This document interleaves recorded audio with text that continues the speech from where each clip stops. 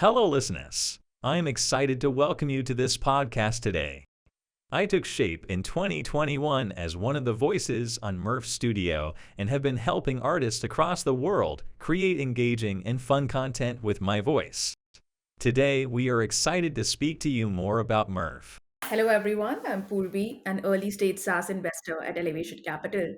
And after this excellent demonstration, it's very easy to understand what Murf is. Murf is an AI enabled online voiceover studio which allows users to generate and edit voiceovers and sync them with visuals in a simple and inexpensive way. Whether it is creating a new product explainer video or creating a podcast, you can choose from 120 plus Murf voices to serve a variety of use cases. And without further ado, I'd like to welcome Sneha, co founder of Murf.ai. Sneha, I couldn't be more excited to be doing my first day one podcast with you and talking about Murf. Hi, hello everyone. And firstly, thanks Poorvi for inviting me to this podcast. It has really been a pleasure working with you and the entire Elevation team over the course of last year. Look forward to the chat. Awesome. So, Sneha, let's get started. Let's go back to when Morph started.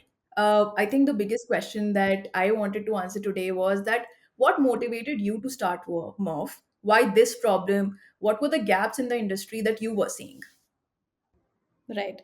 So the idea behind Murf really, came from creating explainer videos for products.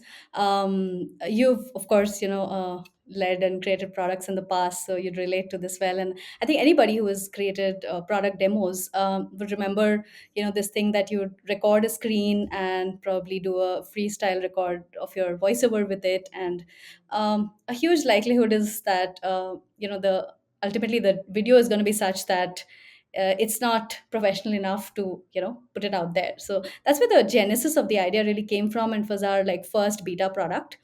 Also, having spent some years in marketing, I have first had seen some of the pain when we used to record like video ads, radio ads, and we missed out on a few words, or there's a city that has been added, and we have to do the whole process all over again. So the entire workflow was of multimedia content was always very complicated. Audio is also one of those things that I have always, like, I would bet that any company you go to, audio is an outsourced sort of a team, right? So there's very little capability available.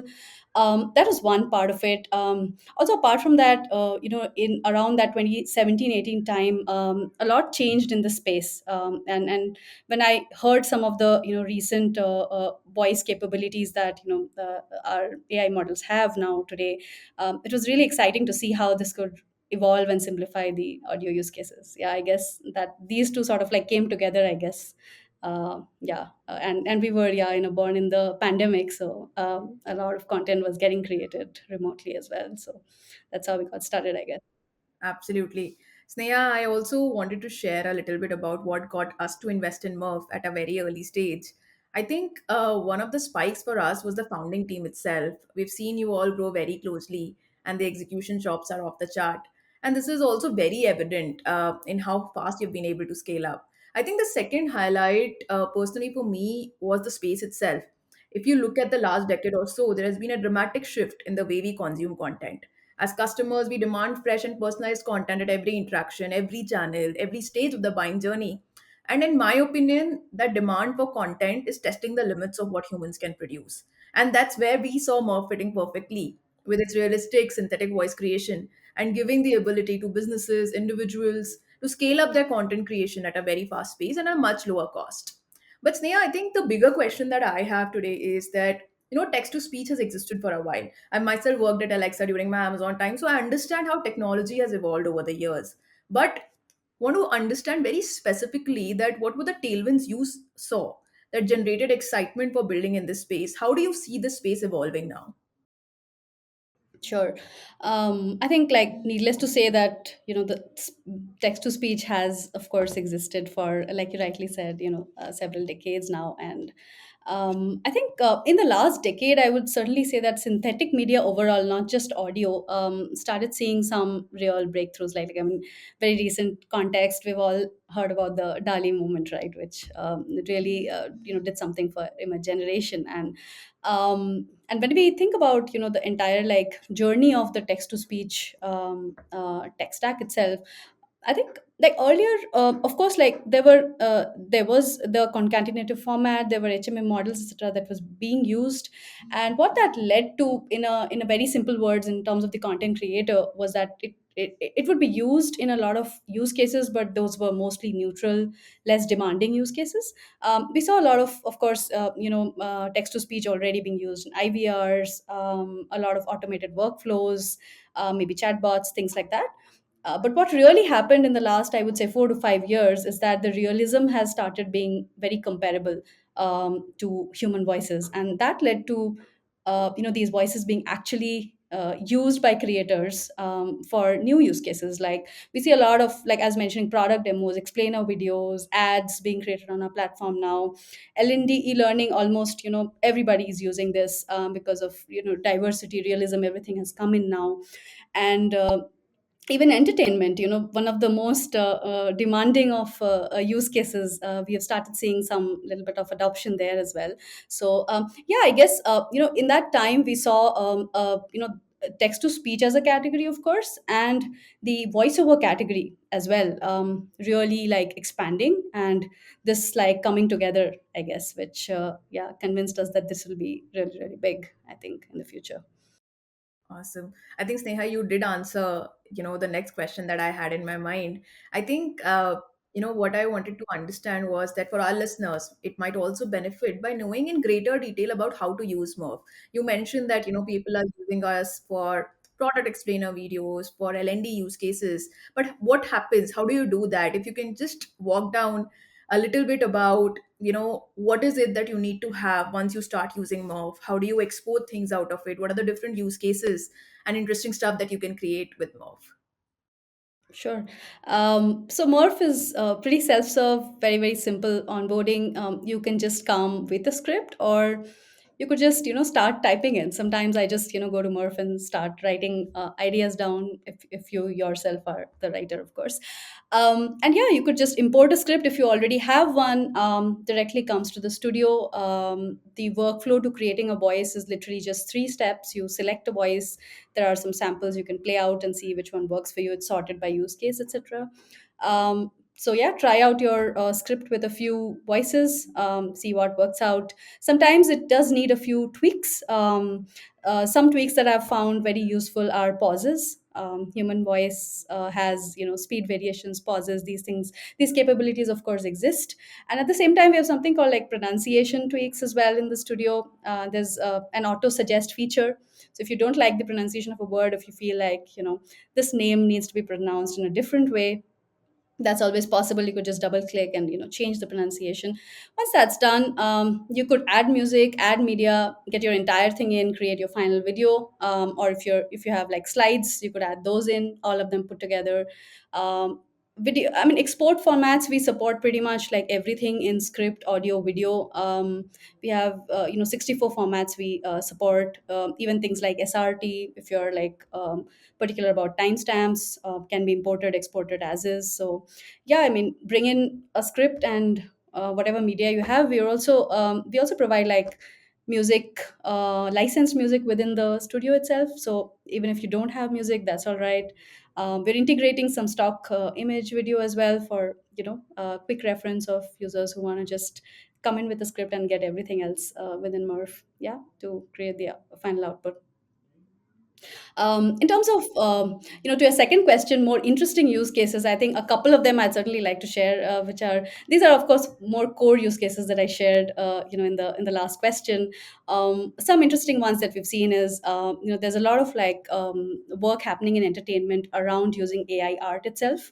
And we've been fortunate to find some, headway there. Somebody's creating a film which is just created by AI art models, AI voices, AI videos, and yeah, we happen to be the sort of voice partner there. That's been an interesting one. We have another customer who's like an animation agency. They've created like a whole series of characters using like different voices from Murf, mix and match.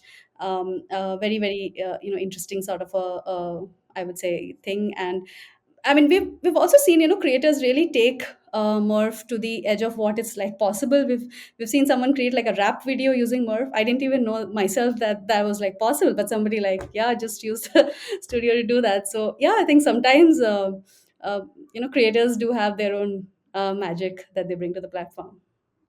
This is awesome. Sneha, as you rightly mentioned, I think there are very interesting use cases that are coming up. Obviously, we have built a great product, and especially with the 2.0 release, it looks super easy to use. It's fantastic when you edit stuff there. But I would also love to understand about your GTM strategy. So, because from the outside, the prosumer GTM looks super easy, but it is not straightforward. What is it that you've learned about your customers in the last 1 to 2 years that was not obvious when you had just started? Right. So our GTM, like you rightly said, has been fairly PLG led from the start. We try and handhold the customer more in an automated fashion. It's a self serve sort of an onboarding process where they could just sign in, get a free trial that gets activated pretty much on its own. We create a lot of content. I in fact started creating content from even before the beta release had happened, and we even to till date in Murf we hold that as like religion. We have to put out good content out there for relevant customers, things that they find useful, and once they sort of try out the free trial, if they like the voices, they like the product, they kind of like onboard to a paid plan. We have different kinds of paid plans suited to needs of small, all the way like our customers like vary a lot. We have whole diversity of small teams, 3 to 5 teams, to also like very large companies buying us. So sort of like the plans could be suited to whoever is buying it. And in terms of like learnings, I think the single biggest sort of thing that I have discovered is like breakdown of use cases itself, right? So when we got started off, we had envisioned more for like one kind of use case, which was like product demos, right? And then customers started coming in trying to use the studio for newer use cases. In fact, ads as a strategy also evolved for us because customers were like really trying to create ads using Mo Studio. And back then, like a year ago, we did not have enough voices that would like cater to that segment. We're still building more and more, of course, on that. But I think really the depth of use cases that we have been able to discover and build towards constantly has been, I think, for us our biggest learning. And especially with PLG, I think more and more we are going to go deeper into that, solving for every step where customer is struggling, and try and see if we could maybe add that little feature that is getting them stuck in their workflow, right? So yeah, I think for us that's sort of been the, I would say, biggest source of learning. Awesome. So, Sneha, now that we've had a great initial ramp up, the PMF is sort of there. How do you think about the next phase of growth? What is it that you're focusing on today, both in terms of product expansion as well as change in GTM strategy? I know we have had a lot of discussion, but would love for us to sort of, lay it down about how do you move from the first 2 3 years going for the PLG motion? What do the next 2 3 years now look forward? Sure. So I think going forward for us, of course, the Murf Studio as it is for content creators is going to stay, and there is going to be a PLG motion around it, which we're going to double down on, I would say, and make it more specific to use cases. So far we've been, I would say, discovering use cases and trying to build for them. Now that we have discovered some use cases, we are trying to get into more detail and really solve from for those more from an end-to-end workflow perspective. So that's one thing that is continue going to be there. We've also discovered some opportunities for partnership with very large enterprises. So that's one part of our business that has come up this year, has been growing phenomenally well this year, and for that I think the GTM that we are looking at is slightly different. We are looking at a more sort of assisted sales motion there, trying to see how the custom needs of some of those customers can be taken care of by our team, and build a more robust process around it. And I think the third piece I would talk about is just integrations into customer workflows. We're also trying to see for each of the use cases that I spoke about, what are some tools or what are some simple integrations that we can like really create and like really simplify the journey of the user from like I said, from a script or maybe not even a script to all the way to the final output. So trying to really like minimize their hops and keep things synced. I think one of the good things about synthetic media overall is actually editing for the long term. Uh, and this is across use cases, and integrations have a lot of power to really bring that together, that you've created something, and now tomorrow it needs an edit or it just needs a minor tweak. And once we have that end to end, it's going to be super simple for users to really discover us anywhere, or keep the content stored and edit it at a future point in time as well. Makes a lot of sense. I think there are some very exciting stuff coming out for Murf then. Sneha, I know that you mentioned, in the last few comments that there has been a huge shift in the content landscape itself, right? And that presents a huge opportunity for the rise of synthetic media. Talking broadly about the space, we are touching on one area of synthetic media, which is audio. I would love to understand what do you think about the other spaces, whether it be AI video creation, AI text generation, or synthetic image generation. How do you think about the entire content creator stack evolving? Do you see yourself entering into one of these spaces? Right. So I think as of today, I would say that we still have a lot of ideas on how we could be better at audio. And there's, like you likely said, I think all of these spaces, a lot of exciting stuff happening. That's no denying. Some of these are a little more advanced. I would say some of these are a little more nascent. So if we had to talk about, let's say, text, like a GPT-3 sort of thing that's already out there, image, I think these are spaces that already some really exciting stuff is has happened. It's a bit more mature in the journey, and finding like applications of those is what's happening in the space right now. Audio, video are still, I would say, in spaces where video is certainly really in its nascency, and there's a lot that could happen once that's cracked. And same goes for audio. So I think over the next like I'd say 6 to 12 months, we're certainly going to be focused around creating more maneuverability for our customers, more options, more diversity in our voices.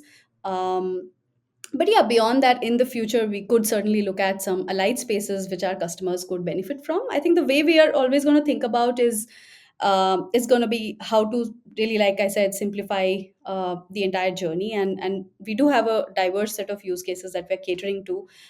Benefit of that is that a lot of them could augment very easily with some of these products that we may enter into the future. So yeah, some aspects of maybe not fully generative, but yeah, some aspects of video is something that we could certainly get into in the future. Makes a lot of sense. So yeah, another thing, and I know again that we've had discussions around this as well, but one of the things that most of the SaaS founders sort of, at some point have to think about or struggle with at some point or the other is that whether to go horizontal or vertical, right? It helps them in prioritizing their product, prioritizing their GTM, or thinking about it in a broader sense. How do we think about this vertical and horizontal question for us and, just in the synthetic media space itself? Sure. So, synthetic media, like I rightly said, is in itself a market that's new and evolving. So, keeping ahead of the curve, like really like being at the really best quality product, best quality, research is in itself sort of a challenge that everybody will like sort of, want to be on top of. And and within that, the way we at least think of it is that audio in itself uh, is a vertical, right? Where there's a lot of deep competency that can be built, where there's a lot of value that can be generated by. And the reason I say this is not it's not to trivialize like use cases. Of course, our use cases do vary, and we do have to build voices which are very specific to use cases. That is true even for what we do today. But we do see a lot of synergy across use cases, at least as of now. It's not as if something completely new will have to be built for the next use case. So we started off with, like I said, a couple of them, and customers started using it for stuff that we didn't imagine, right? And that led us to more use cases being adopted on the platform. So I would say the way we're thinking about it is that the stack in itself could be horizontal, but the solutioning certainly, we try and do as deep as possible on the use cases.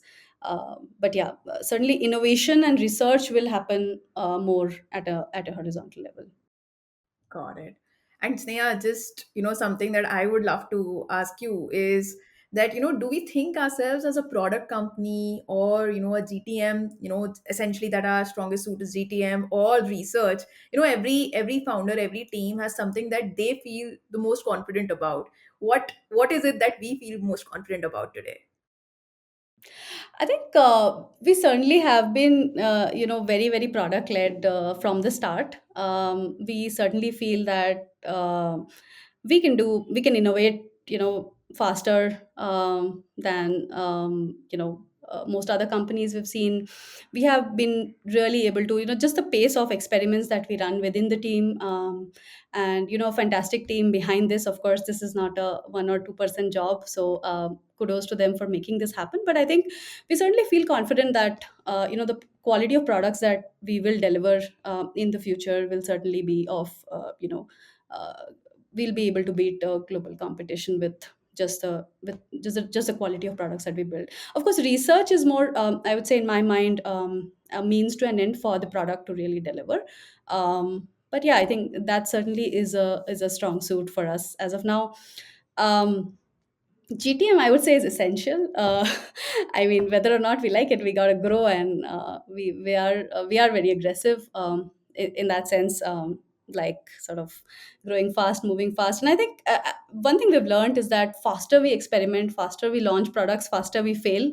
We realize some things work, some things don't, but the things that work, they really scale.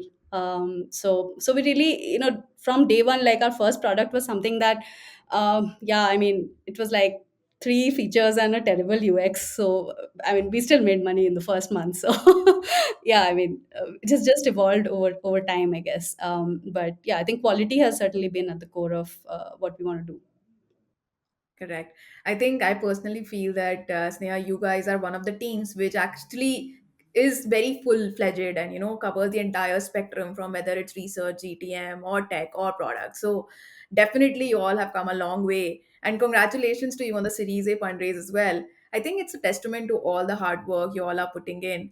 I am personally very curious to know more about how you were thinking about choosing your investment partners, both at the seed stage and now at a Series A stage. What is it that you were looking for? Sure.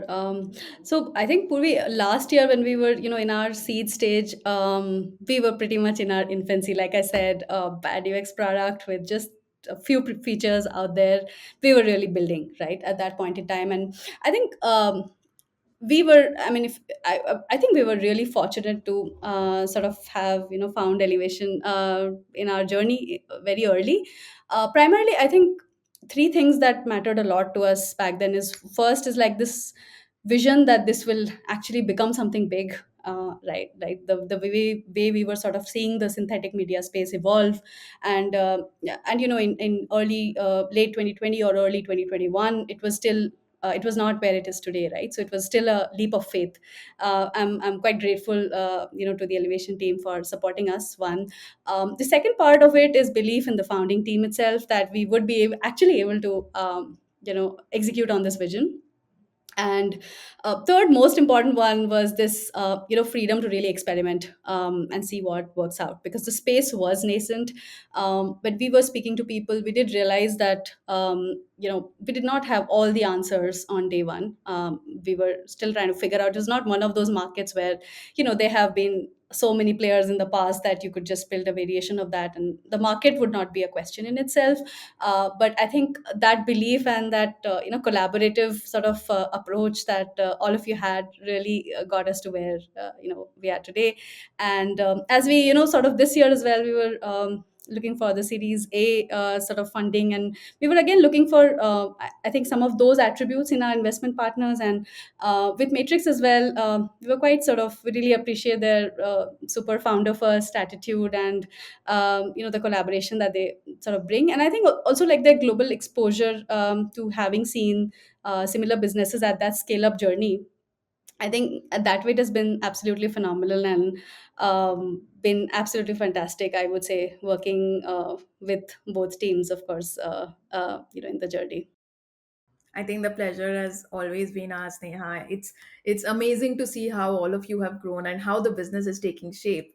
I think we are at the end of the time, but Sneha, thank you so much for spending time with us on this podcast. I personally enjoyed this conversation a lot, and thanks for sharing Murph's journey with our listeners.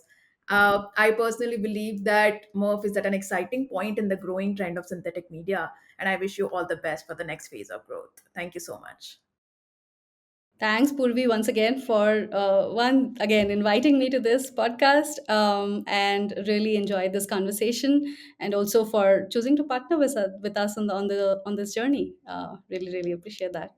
Awesome. Thank Thank you, you. Sneha. Thank you.